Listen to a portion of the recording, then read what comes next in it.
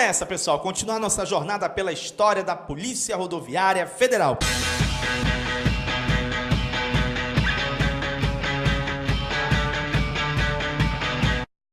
Esse Fundo Rodoviário Nacional, ele foi criado, né, pela Lei Jopper, e é por causa desse fundo aí que a Lei Jopper é considerada a lei áurea do rodoviarismo brasileiro, né? Porque a partir de então ela vai ter autonomia financeira, vai ter recursos e autonomia para administrar esses recursos. Então, por isso a importância, né, que essa lei está trazendo e a possibilidade de uma série de coisas serem desatadas nessa questão de política rodoviária no Brasil a partir dessa lei. Agora a pergunta é, qual era a origem desses recursos?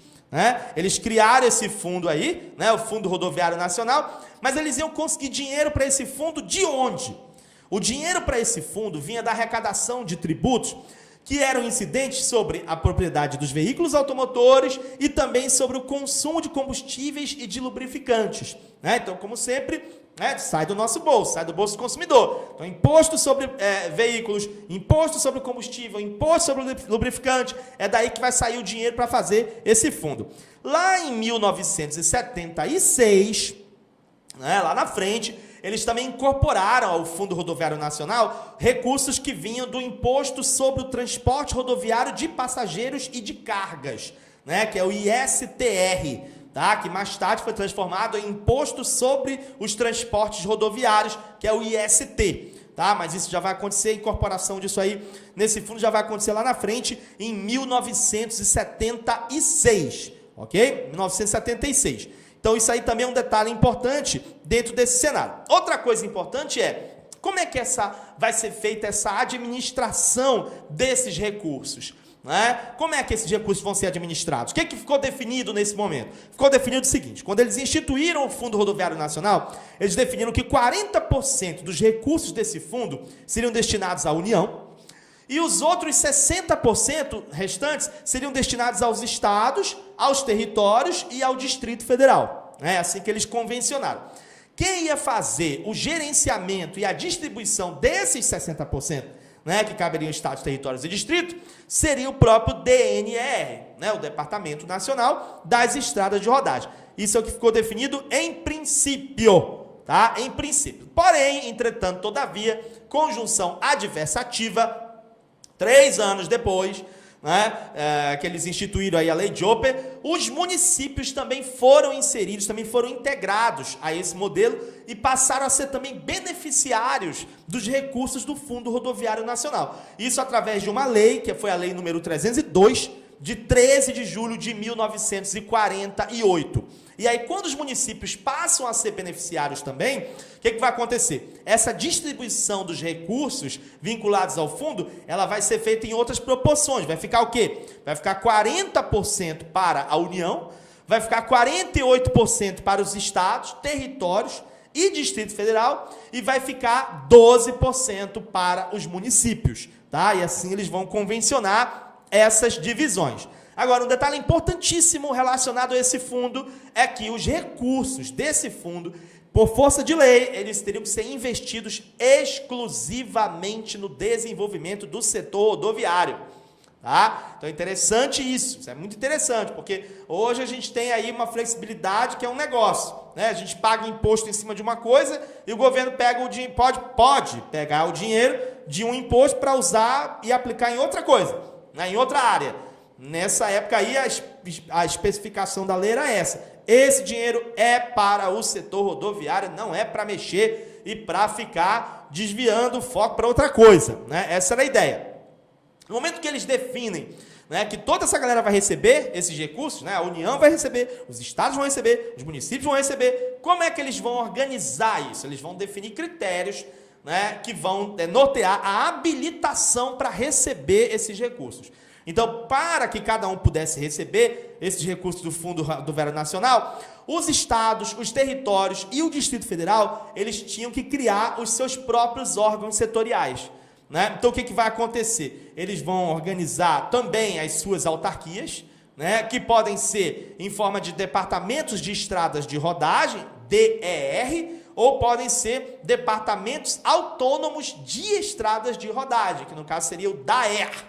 né? Então esses estados, esses territórios, eles vão ser instados, né? Vão ser ali, né, meio que pressionados para também criar os seus órgãos setoriais nesse sentido. E aí, na hora de organizar, né, esse sistema rodoviário, esse setor público referente ao sistema rodoviário, como é que eles vão organizar, né? Geralmente, como é que vai funcionar? Geralmente vai funcionar assim: as atividades que são relacionadas com a formulação da política do transporte rodoviário, elas geralmente vão ficar atribuídas a quem? A um ministério, né? Geralmente, atualmente, por exemplo, o Ministério dos Transportes, né? Já as atividades relacionadas à execução dessa política de transporte rodoviário, aí eles já vão atribuir para quem? Para os órgãos, né, competentes, o DNR, né, o Departamento Nacional dos Estados de Rodagem, que vai gerir a aplicação desses recursos que são destinados à União, e no caso dos estados também, os seus respectivos correspondentes, e também ali nos municípios, né? Na prática, a gente poderia dizer que o esquema vai ficar mais ou menos assim. Olha só, olho na tela.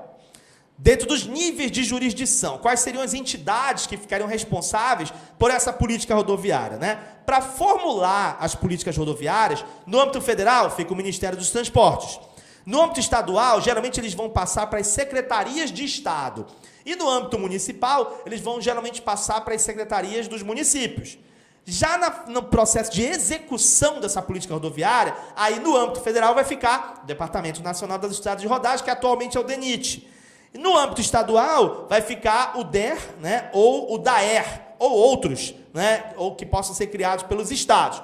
E no âmbito municipal vai ficar o DMER, né? E outros também, o Departamento Municipal de Estrada de Rodagem, e outros também que possam ser criados pelos municípios. Então, na prática, né, eles vão dar um norte, mais ou menos, também para essa questão administrativa, né? Como é que vai funcionar essas políticas públicas, quem vai criar as políticas e quem vai executar essas políticas. E daí nós temos uma das importâncias, né, uma das coisas que tornam a Lei Jopper tão importante, né? Quando a gente fala de importância da Lei Jopper, a gente tem uns marcos fundamentais que a gente precisa considerar, né?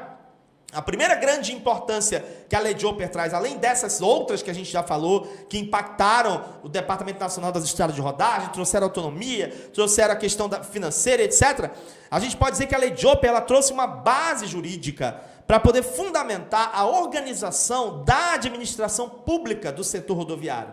Seja nos estados, seja nos territórios, seja no Distrito Federal e também nos municípios do Brasil. Né? Porque é aquela história, né? Quando você diz assim, olha, vocês vão receber dinheiro, mas para receber essa verba vocês têm que se organizar, vocês têm que fazer isso, fazer aquilo outro. Então você acaba trazendo uma certa pressão para a galera e bota todo mundo para se organizar, para se mexer, para se organizar. Então ela traz uma base jurídica, ela traz uma fundamentação, ela ajuda a organizar essa administração pública do setor rodoviário. Então isso é importante, né? Uma das coisas importantes que a Lei Jopper está trazendo. Além disso, ela vai viabilizar a expansão desse sistema rodoviário. Por quê? Porque ela vai resolver uma questão que é uma questão estrutural do negócio, né? De um lado, ela vai criar os recursos tributários específicos para poder desenvolver o setor rodoviário no Brasil, e, por outro lado, ela vai criar ou vai reorganizar uma estrutura técnico-administrativa que seja competente para poder gerir a aplicação desses recursos. Então, ela, numa tacada só, ela está resolvendo dois problemas. Ela está gerando dinheiro, né, conseguindo fazer a origem do dinheiro, e está gerando também a estrutura para administrar esse dinheiro, né? E aí, mano, com a faca e o queijo na mão, fica mais fácil o setor rodoviário brasileiro avançar, né? Essas políticas rodoviárias brasileiras avançarem. Então, isso é importante. E os resultados práticos disso? Os resultados práticos disso foram visíveis. Em 5 anos, a malha rodoviária pavimentada no Brasil dobrou.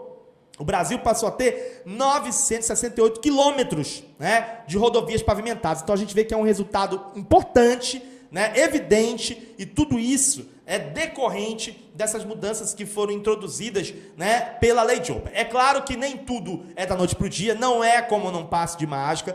A gente vai ver no decorrer do módulo, né, que até as rodovias ganharem a importância que elas ganharam, que elas têm atualmente, e superarem as outras modalidades, foi todo um processo, né? A coisa não é tão simples assim, mas a gente pode dizer que a partir da lei de Jope a gente tem mais caminho aberto nesse sentido de fazer com que essa política rodoviária possa desatar e aí, consequentemente, isso vai impactar de uma forma muito importante o próprio trabalho da Polícia Rodoviária Federal. Beleza, pessoal? Gostou desse vídeo? Você está gostando da nossa série sobre a história da Polícia Rodoviária Federal? Então comenta! A gente fica muito feliz quando vocês comentam os nossos vídeos. Dê like também, dê like, dá um joinha lá, clica lá no joinha pra gente, se inscreve no canal. E se você quer fazer um módulo completo com a gente sobre a história da Polícia Rodoviária Federal, você clica nesse vídeo que está aparecendo aqui para você, que eu vou te dar todas as instruções de como você tem que fazer para poder estudar com a gente. Beleza, pessoal? Agora sim, um abração para vocês e até a próxima. Tchau!